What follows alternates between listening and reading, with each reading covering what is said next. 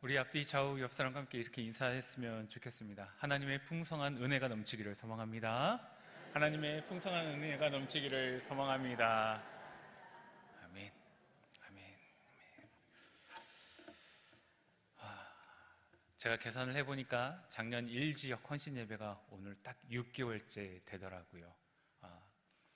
혹시 우리 일지역 영가족들 여러분, 제가 일지역 헌신 예배 때 무슨 말씀 전했는지 기억나십니까? 웃음의 의미는 뭐죠? 일부러 생각이 안 나실까봐 우리 김성 지사님께서 이렇게 앞에 묵상 멘트 할 때 그 말씀이 작년에 제가 전했던 말씀입니다. 그렇군요. 네. 그때 제가 이렇게 예배를 시작을 했었습니다. 설교를 시작했었습니다. 헌신의 뜻을 사전적 의미로 찾아보니까 몸과 마음을 바쳐 있는 힘을 다함. 오늘 이 시간 일지역 헌신 예배로 우리가 예배를 드리고 있지만 이 자리에서 그리고 바로 이곳에서 함께 드리는 우리 모두가 몸과 마음을 바쳐 있는 힘을 다해 드릴 수 있는 예배가 되기를 소망합니다. 빌립보서는 사도 바울이 빌립보 교회에 보낸 편지입니다. 빌립보 교회는 사도 바울이 제2차 선교 여행 때 개척한 교회였습니다. 바울은 원래 소아시아 지역, 지금으로 이야기하면 튀르키예 지역으로 가서 복음을 전하고 싶었지만 무슨 일에선지 성령께서 그 길을 막으셨습니다.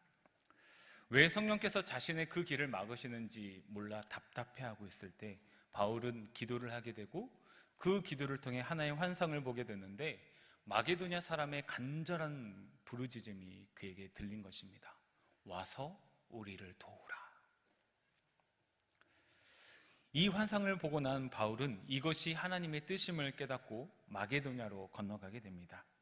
이때 마게도냐 쪽으로 건너갈 때 처음 접한 지역이 바로 빌립보였습니다.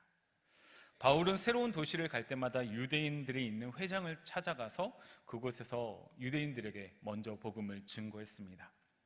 하지만 빌립보에는 회당이 없었습니다. 바울은 기도할 장소를 찾다가 강가에 모여있는 여인들을 만나게 되었고 그리고 그곳에서 자주색 옷감 장사하는 루디아라는 동역자를 만나게 되죠. 바울이 강가에 있는 여인들에게 말을 할 때 하나님께서 루디아의 마음을 열어주셨고 루디아는 복음을 믿게 되었고 그녀와 온 가족이 세례를 받게 되었습니다.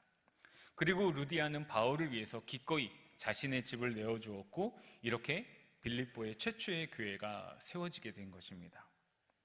하지만 바울은 로마 사람들이 받지 못할 풍속을 전한다는 제목으로 감옥에 갇히게 됩니다.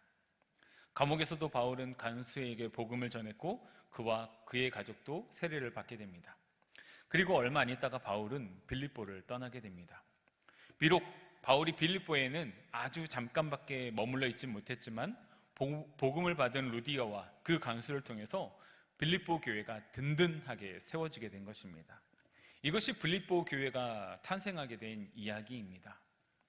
그리고 바울이 빌립보서를 쓸 때에는 빌립보를 떠나서 복음 사역을 하다가 로마의 감옥에 갇혀 있을 때였습니다.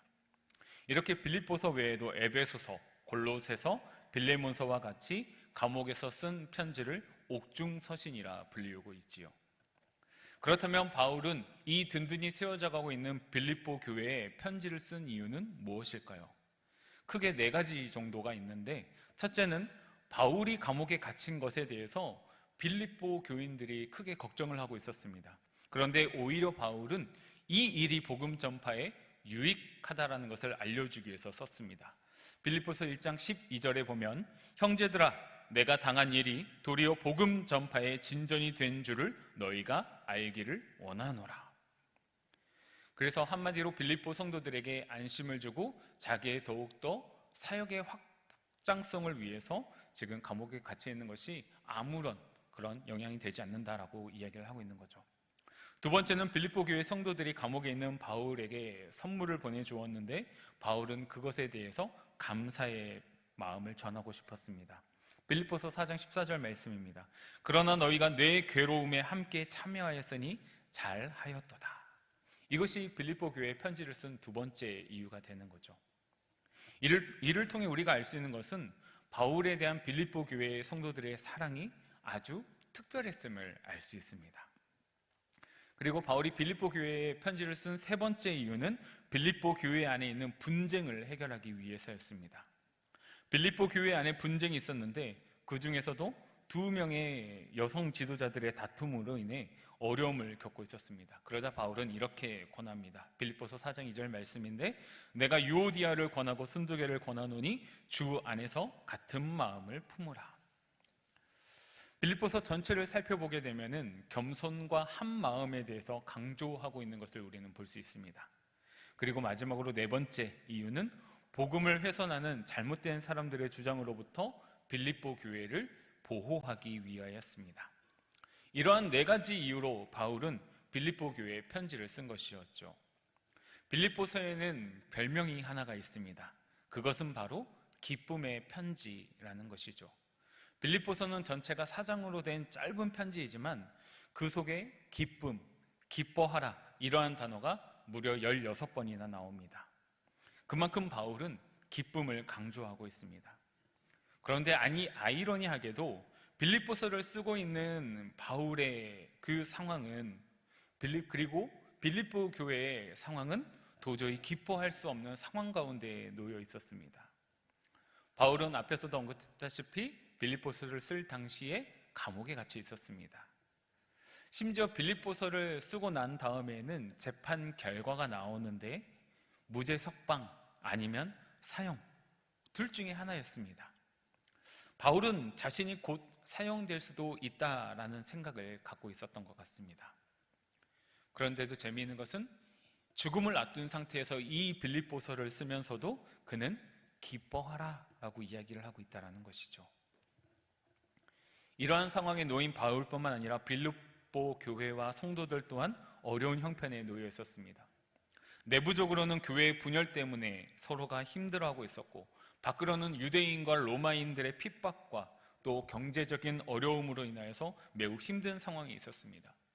빌립보 교회의 성도들도 마찬가지로 도저히 기뻐할 수 없는 상황이 있었다라는 거죠. 하지만 바울은 우리가 그리스도 예수 안에 있기 때문에 기뻐할 수 있다라고 이야기를 하고 있습니다. 그래서 바울이 빌립보서를 통해서 우리에게 가르치고 있는 기쁨은 우리의 모든 상황, 환경, 여건 이런 것들을 초월하는 주님 안에서 누리는 참된 기쁨임을 믿으시기 바랍니다. 이러한 기쁨과 감사가 우리 영가족들에게 풍성하게 넘치기를 소망합니다. 이제 오늘 우리가 읽은 본문의 말씀에 대해서 잠깐 이야기를 나누고자 합니다. 우리가 읽은 빌립보서 본문의 시작은 빌립보 교회의 성도들을 향한 바울의 기도로 시작을 하고 있다는 것이죠. 그런데 지금 사도 바울은 무엇을 위해 기도하고 있습니까? 바로 사랑을 위해 기도하고 있습니다. 빌립보 교회 성도들은 처음 예수 그리스도의 복음을 받은 날로부터 지금까지 복음을 위한 일에 적극적으로 동참하였습니다. 이처럼 빌립보 교회가 복음을 위에 쉬지 않고 사역에 동참할 수 있었던 것은 그들의 형편이 좋아서가 아니었습니다. 앞에서도 살펴보았지만 빌립보 교회는 안으로는 분열이, 밖으로는 유대인과 로마인의 핍박이, 그리고 경제적인 어려움이라는 삼중고를 겪고 있었기 때문이죠. 지금 현재 그들은 자신을 돌보기에도 벅찬 그런 상황에 놓여 있었습니다. 그럼에도 불구하고 빌립보 교회는 복음을 향한 열정과 열심에 대해서 멈추지 않았습니다. 최선을 다해서 이 복음을 위해서 사역을 했습니다. 바울은 이러한 빌립보 교회를 보면서 하나님께 감사를 드리고 있습니다. 그러면서 바울은 세상 끝날까지 빌립보 교회가 복음을 위해 사역을 멈추지 않고 계속할 것을 확신했습니다. 바울이 이렇게 확신할 수 있었던 것은 빌립보 교회의 성도들을 믿었기 때문이 아니라 그들 속에서 착한 일을 시작하신 하나님의 능력을 믿었기 때문입니다. 하나님께서 빌립보 교회 성도들을 통하여서 복음의 그 역사를 이루어 가셨고 또 시작하신 하나님께서 그 일에 끝맺음을 맺으실 것이라고 바울은 믿었기 때문입니다. 하나님의 일을 하는 데 있어서 우리의 연약함은 결코 장애가 되거나 방해가 되는 것이 아닙니다. 왜냐하면 하나님의 일은 우리가 하는 것이 아니라, 우리의 힘으로 하는 것이 아니라 하나님께서 우리에게 능력을 부어주셔서 능히 하실 수 있게 하시기 때문입니다. 바울은 바로 이러한 이유로 빌립보 교회가 세상 끝날까지 복음을 위해 동참할 것을 확신하고 있었습니다. 그리고 바울의 이러한 확신에는 또 다른 이유가 있는데 오늘 본문 7절 말씀 함께 읽도록 하겠습니다. 내가 너희 무리를 위하여 이와 같이 생각하는 것이 마땅하니 이는 너희가 내 마음에 있음이며 나의 매임과 복음을 변명함과 확정함에 너희가 다 나와 함께 은혜에 참여한 자가 됨이라. 아멘. 빌립보 교회는 그저 겉으로 복음을 위해 일하는 척 흉내만 내는 그런 교회가 아니었습니다. 그들은 복음을 위해 기꺼이 고난을 받아들였습니다. 그리고 바울은 지금 감옥에서 이 빌립보서를 쓰고 있습니다. 그가 도덕적으로, 사회적으로 큰 문제를 일으켰거나 아니면 불법적인 일을 행하다가 감옥에 갇힌 것이 아닙니다. 그가 감옥에 갇히게 된 이유는 오직 하나, 복음 때문이었습니다. 예수님을 구원자와 주님으로 전한다라는 죄목으로 감옥에 갇혀 재판을 받게 된 것이죠. 복음을 위한 일을 선택하고 따르다 보면은, 예수님을 전하는 일을 하다 보면은 고난이 따르게 되어 있다는 사실을 알고 계십니까? 왜 그럴까요? 그것은 바로 세상이 복음을, 우리 주님을 미워하기 때문입니다. 생각해보면 이상한 일입니다. 예수님이 누구십니까? 바로 온 세상 인류와 만물을 구원하시기 위해서 보냄을 받은 하나님의 아들이십니다. 예수님은 자신의 생명을 아낌없이 내어주기 위해서 이 땅에 오셨습니다. 그렇다면 이 세상은 예수님을 미워할 것이 아니라 사랑하고 감사해야 합니다. 그것이 마땅한 일입니다. 그런데 세상은 예수님을 미워하고 십자가에 못 박아 죽일 만큼 미워했습니다. 세상이 이처럼 예수님을 미워한 이유는 무엇일까요? 성경은 세상이 빛보다 어두움을 더 사랑했기 때문이라고 이야기하고 있는 것이죠. 요한복음 3장 19절에서 20절 말씀 제가 읽어드리겠습니다. 그 정죄는 이것이니 곧 빛이 세상에 왔을 때 사람들이 자기 행위가 악함으로 빛보다 어둠을 더 사랑한 것이라.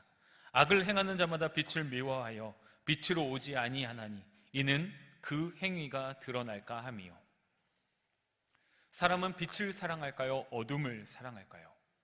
당연히 빛을 사랑한다라고 이야기할 것입니다. 하지만 실상은 그렇지 않다라는 것이죠. 아담의 타락 이후 이 세상의 모든 사람들은 빛보다 어두움을 더 사랑하게 되었습니다. 왜냐하면 빛은 우리가 감추고 있는 더러운 죄악의 본성들을 밝히 드러내기 때문입니다. 혹시 소설 중에 셜록 홈즈라는 소설을 아십니까?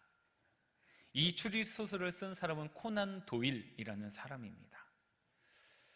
그는 어느 날 사회 지도층에 있는 여러 사람들에게 그 당시로 이야기하면 우편이나 이런 게 되겠죠. 정보를 보냈습니다. 그 정보 내용은 바로 이것이었습니다. 모든 것이 탈로 났다. 런던을 떠나라. 이 한 문장이었다고 합니다. 코난 도일이라는 이 소설가가 무엇을 알고 그들의 행위를 알고 보낸 것이 아니라 내가 이렇게 정보를 보냈을 때 사람들은 어떻게 반응할까? 그게 궁금해서 단순히 호기심으로 그 사람들을 관찰하기 위해서 이 정보를 보냈는데 이 정보를 받은 사람들의 반응은 무엇이었을까요? 코난 도일의 이 장난 같은 정보 하나로 인하여서 런던에서는 큰 소동이 일어났다고 합니다. 정보를 받은 사람들이 실제로 런던을 떠나 그들의 종족을 완전히 감추어 버렸기 때문입니다. 본인들의 모든 것이 드러났다라고 하니까 자신의 실체가 진짜로 드러난 것이 밝혀진 것이 두려워서, 부끄러워서, 수치스러워서 떠났다라는 것이죠. 사람들은 빛에 의해서 자신들의 더럽고 추악한 모습과 본성이 드러나는 것을 싫어하기 때문에 자신의 모든 것들을 덮어주고 가려줄 어둠을 더 사랑한다라는 것입니다. 그런데 예수님은 이 세상에 빛으로 오셨습니다. 우리의 죄를 밝히 비추시는 빛으로 오셨습니다. 왜 그렇습니까? 예수님 앞에서 우리의 죄가 드러나야지만 우리는 구원하실 수 있기 때문입니다. 그래서 예수님을 인격적으로 맞는 사람들의 그 고백은 무엇입니까? 베드로의 고백 아니겠습니까? 주여, 나는 죄인입니다. 우리의 죄악된 모습이 드러나야 우리는 구원받을 수 있습니다. 그래서 예수님 앞에 나오게 되면은 그 빛 앞에 우리가 숨기고 있었던 모든 것들이 있는 그대로 드러나고 나타나게 됩니다. 이러한 이유 때문에 세상 사람들은 예수님을 미워합니다. 자신의 더럽고 추악한 모습이 만천하에 드러나는 것이 싫기 때문입니다. 그렇기 때문에 예수님을 만난 사람들의 반응은 둘 중 하나입니다. 예수님께 살려달라고 빌든지, 나를 용서해달라고 빌든지, 아니면 예수님을 죽이기까지 미워하든지. 바울은 바로 이 복음 때문에, 예수님 때문에 고난을 당하고 감옥에 갇혔습니다. 그런데 중요한 사실은 빌립보 교회 성도들 또한 이 복음을 위한 고난에 기꺼이 동참했다라는 것이죠. 그들은 입으로만 행동하는 척 복음을 전하지 않았습니다. 이로 인해 피해를 당하지 않을 만큼만 적당히 예수님을 전하지 않았습니다. 그들은 복음과 예수님 때문에 기꺼이 고난을 받았습니다. 바울은 빌립보 교회 성도들 모두 자신과 함께 은혜에 참여한 자가 되었다라고 말하고 있습니다. 빌립보 교회 성도들 또한 바울처럼 복음을 위해 치열하게 싸웠다라는 것입니다. 이 또한 바울이 빌립보 교회가 복음을 위한 일을 끝까지 멈추지 않게 하고 또 확신하게 될 이유 중에 하나입니다. 바울은 하나님께서 빌립보 교회 성도들을 안에서 착한 일을 시작했기 때문에 끝까지 그것을 이루시고 완성하실 것을 확신했다라는 것입니다. 사랑하는 영가족 여러분, 복음을 위해서 얼만큼 박해를 받아보셨습니까? 핍박을 받아보셨습니까?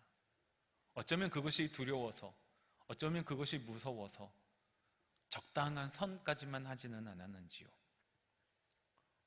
오늘 이 시간 우리의 마음에 진짜 헌신의 마음이 있다면 하나님의 나라와 그 영광을 위해서 죽기까지 치열하게 복음을 위해서 싸우시는 우리 귀한 믿음의 성도들 되시기를 바랍니다. 바울의 빌립보 교회의 성도들을 향한 확신은 이것뿐만이 아니었습니다. 빌립보 교회 성도들은 실제로 복음을 위해 기꺼이 고난을 받는 것을 보면서 바울의 확신은 분명해졌다는 거죠. 우리는 분명히 하나님의 은혜를 믿는 사람들입니다. 하나님께서 은혜로 우리를 구원하시고 은혜로 우리를 거룩하게 하시고 은혜로 우리를 천국에 들어가게 하실 것입니다. 우리가 이렇게 하루하루 살아갈 수 있는 것은 모두 하나님의 은혜 덕분입니다. 하지만 그렇다고 해서 우리가 하나님의 은혜만을 생각하면서 아무것도 하지 않는다면 그것은 잘못된 것이라는 것이지요. 하나님의 은혜를 받으면 우리가 해야 할 일들이 없어지는 것이 아니라 오히려 우리가 해야 할 일들이 더욱더 분명해지고 뚜렷해진다라는 것입니다. 하나님의 그 은혜에 감사해서 하나님을 섬기고 또 하나님을 위해 일하지 않고는 견딜 수 없게 된다라는 것이죠. 그것이 무엇입니까? 헌신입니다. 빌립보 교회는 하나님의 은혜에 너무나 감사해서 복음과 예수님을 위해서 기꺼이 고난을 받았습니다. 아낌없이 드렸습니다.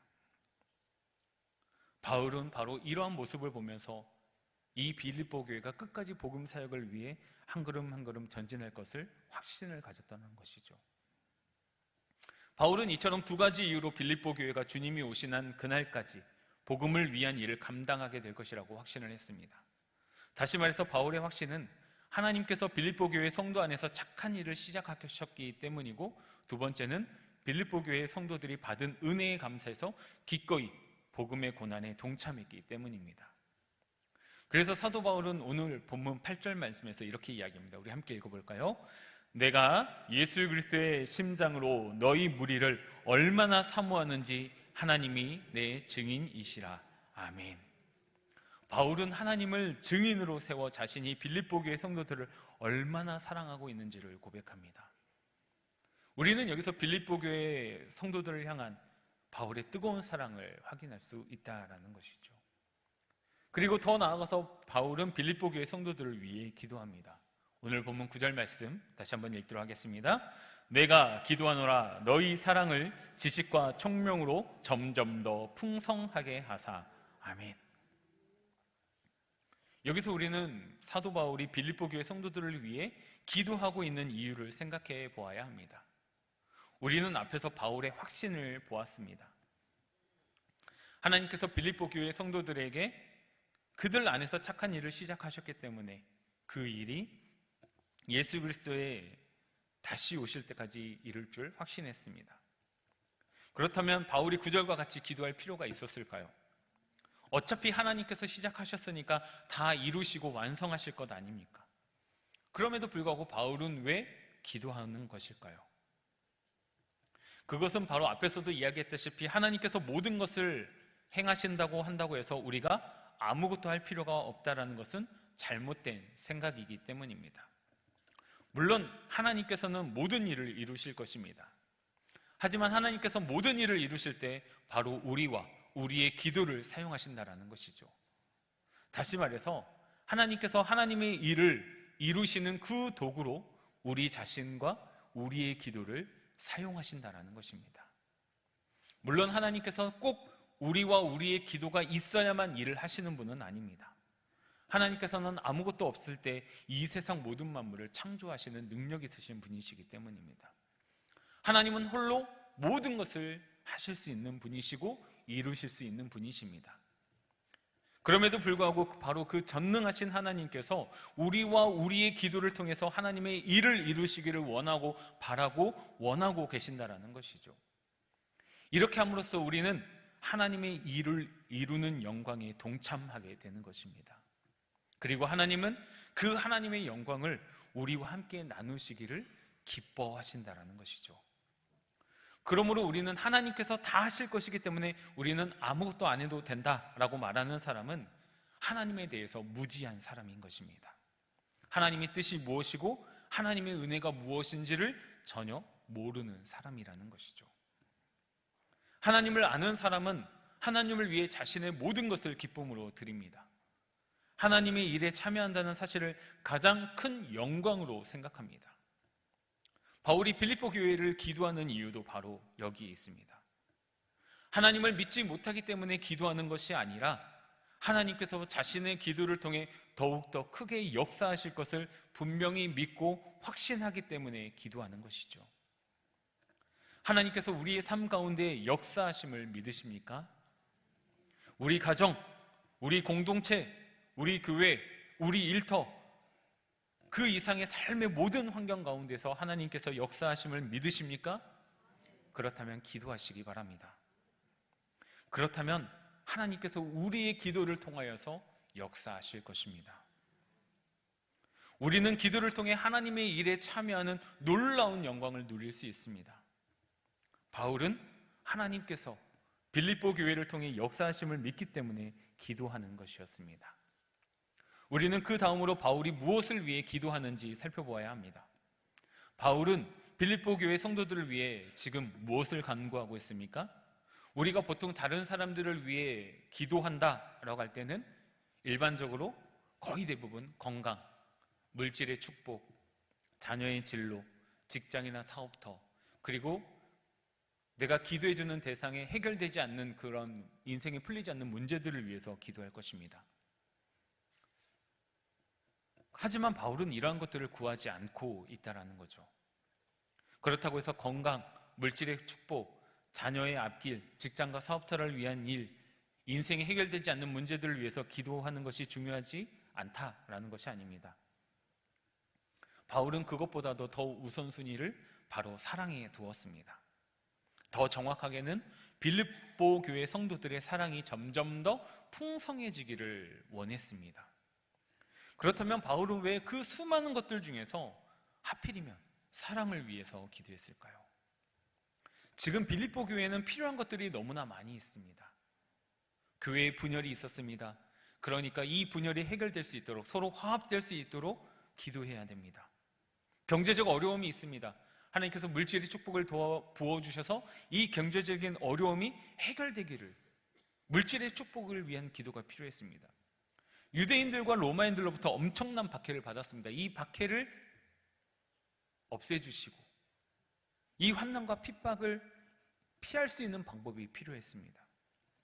현실적으로 상황적으로 빌립보 교회에 필요한 것들은 바로 사랑이 아니라 바로 이러한 것들이었습니다. 그럼에도 불구하고 사도 바울은 그런 것들을 구하지 아니하고 사랑을 구합니다. 빌립보 교회의 처한 상황을 몰라서 그랬을까요?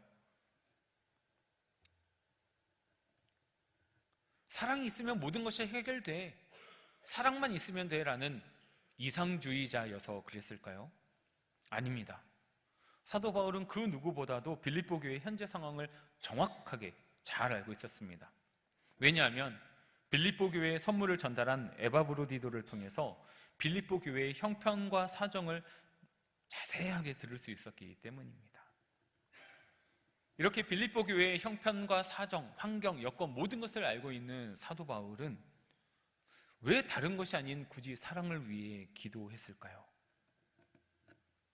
그것은 바로 우리에게 있어서 어떠한 형편과 어떠한 상황 가운데서 가장 중요한 것이 바로 사랑이었기 때문입니다. 성도에게 있어서, 믿는 사람들에게 있어서, 하나님을 믿는 거룩한 백성들에게 있어서 사랑보다 더 중요한 것은 없기 때문입니다. 우리가 너무나 잘 알고 있는 고린도전서 13장은 흔히 사랑장이라고 부릅니다. 그리고 이 세상에서 그 무엇보다 가장 중요한 것은 사랑이라고 강조하고 있습니다. 바울은 고린도전서 13장에서 사랑이 없으면 우리가 하는 모든 일들이 헛되다라고 말하고 합니다. 그렇다면 바울은 왜 이렇게 사랑을 중요하게 생각하고 있는 것일까요? 그것은 하나님의 속성 자체가 사랑이시기 때문입니다. 하나님이 사랑 그 자체이시기 때문에 사랑하지 않는 사람은 하나님을 알 수 없고 하나님을 알지 못하면 성도일 수 없습니다. 우리 요한일서 4장 7절에서 8절 말씀 함께 읽도록 하겠습니다.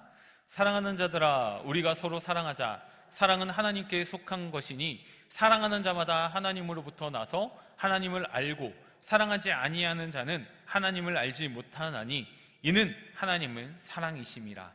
아멘. 사랑이 없으면 성도는 그냥 단순하게 문제가 있는 것이 아닙니다. 사랑이 없는 성도는 하나님을 알지 못하는 사람으로서 믿는 자의 무리가 아니라는 것이죠.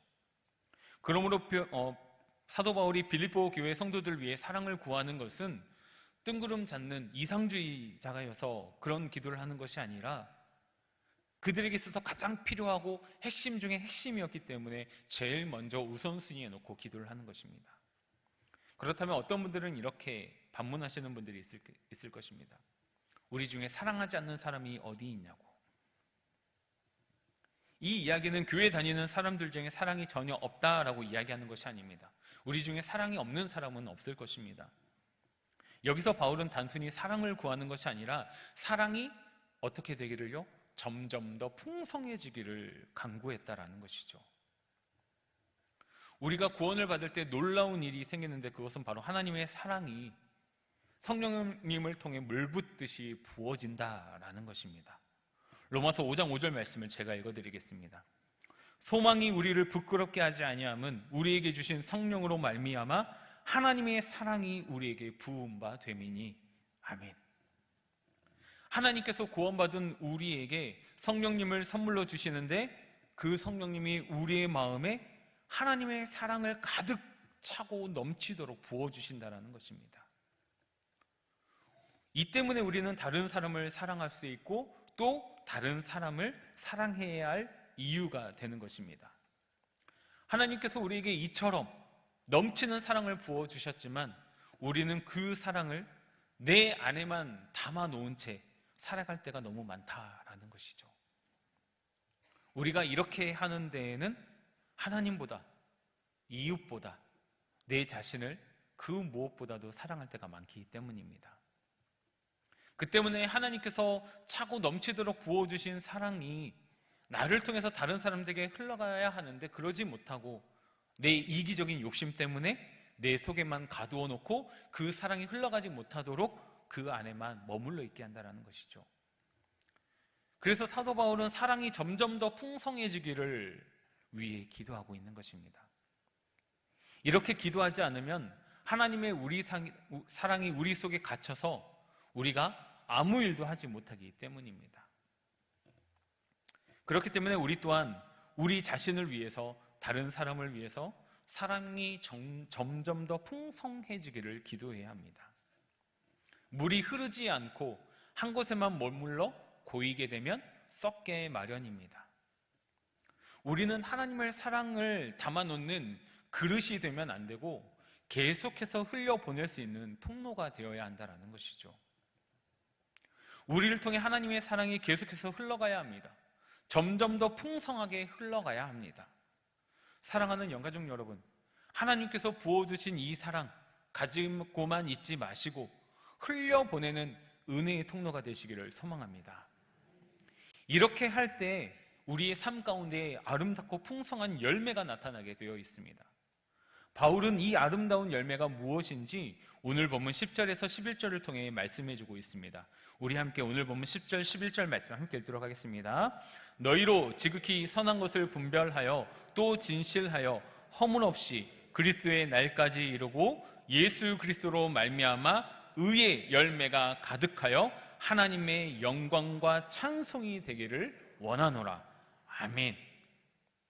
그 사랑으로 말미암아 의의 열매가 가득하여 하나님의 영광과 찬송이 되기를 원하노라. 하나님의 사랑이 우리를 통해 풍성하게 흘러나갈 때 우리는 지극히 선한 것을 분별하며 진실하고 허물 없이 하나님 앞에 서게 될 것입니다. 하나님의 사랑이 우리를 통해 흘러갈 때 우리는 세상의 그런 모든 헛된 욕망으로부터 자유하게 될 것입니다. 그래서 우리의 선택지에는 항상 가장 좋은 것, 가장 선한 것, 하나님이 원하시는 것이 될 것이고 그 결과 진실과 허물 없이 하나님 앞에 서게 되는 것이죠. 바울은 이것을 의의 열매가 가득하여 하나님의 영광이 찬송이 되는 것이라고 이야기하고 있다는 것입니다. 사랑하는 영가족 여러분, 하나님의 사랑이 우리 가운데에서 점점 더 풍성해져서 우리가 가는 곳마다 하나님의 사랑을 흐르게 하고 나누는 삶을 통해서 하나님의 영광과 찬송이 되는 삶이 되시기를 소망합니다. 우리가 살펴보면 바울의 형편과 사정, 빌립보 교회의 성도들이 처한 상황과 환경은 우리와 별반 다르지 않습니다. 보통 이런 위기와 어려움과 아픔이 닥쳐올 때 우리들은 움츠려들고 한 걸음 뒤로 물러나기 마련입니다. 하지만 우리 영가족 여러분들은 물러서지 않고 담대히 그 핍박을 받아 싸우며 한 걸음 한 걸음 묵묵하게 전진하면서 하나님께서 우리에게 시작하신 그 착한 일을 끝까지 완성해 나가서 하나님의 영광과 찬송이 되시는 거룩한 영가족들 되시기를 소망합니다. 오늘 이 시간 우리가 함께 읽고 들은 말씀 위에서 기도하도록 하겠습니다. 살아계시며 우리